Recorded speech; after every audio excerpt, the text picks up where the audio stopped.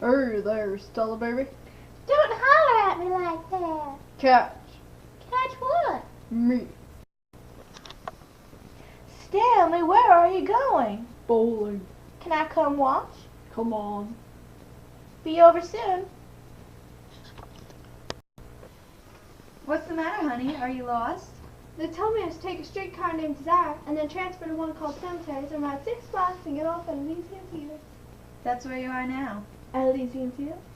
This here is Elysian Fields. They mustn't have understood what number I wanted. What number are you looking for? 632. You don't have to look no further. I'm looking for my sister, Stella DeBoer. I mean, Miss Stanley Kowalski. That's the party. You just did miss her, though. This, can this be her home? She's got the downstairs, and I got the up. Oh, she's out? You noticed the bowling alley around the corner? I'm not sure I did. Well, that's where she's at, watching her husband bowl. You want to leave your suitcase here and go find her? No, I'll go tell her you come. thanks. You're welcome. She wasn't expecting you. No, not tonight.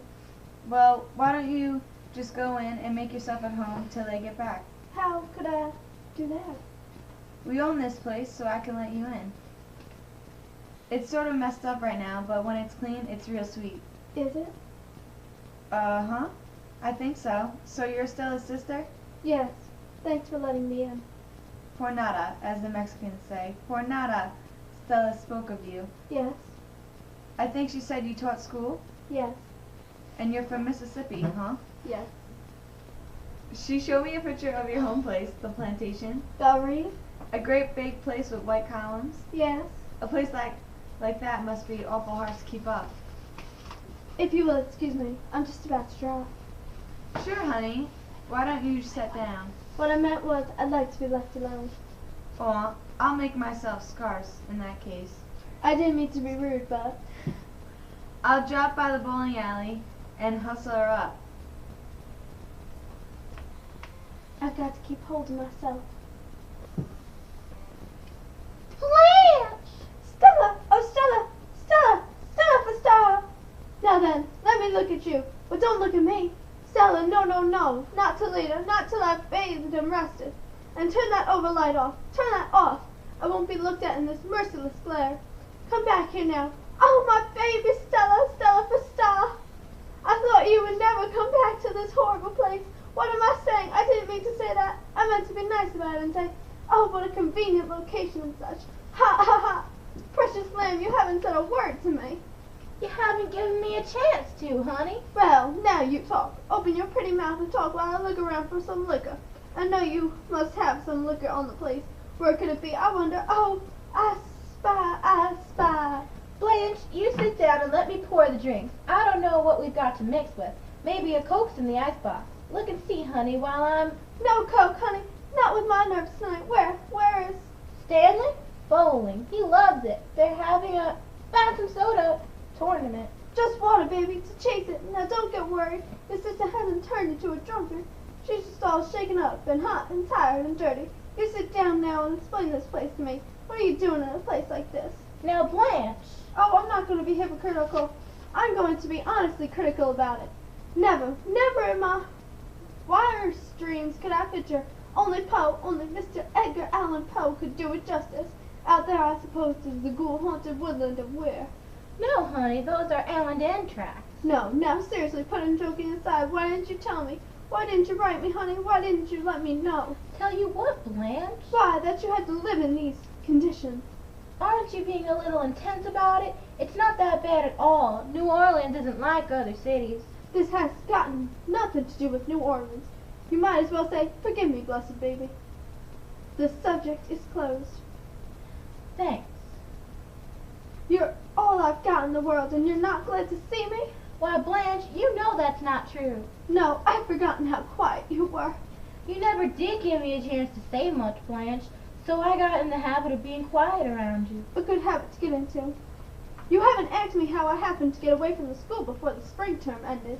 Well, I thought you'd volunteer that information if you wanted to tell me. You thought I'd been fired? No, I thought you might have resigned. I was so exhausted by all that I've been through. My nerves broke. I was on the verge of lunacy, almost. So Mr. Graves is the high school superintendent, he suggested I take a leave of absence. I couldn't put all those details into the wire. Oh, this buzzes right through me and feels so good. Won't you have another? No, what's my limit? Sure. You haven't said a word about my appearance. You look just fine. God love you for a liar. Daylight never exposed so total a ruin. But you put on some weight. Your shoe's just as plump as a little partridge, and it's so becoming to you. Well, Stella, you're going to reproach me. I know that you're bound to reproach me. But before you do, take into consideration, you left. I stayed and struggled. You came to New Orleans and looked out for yourself.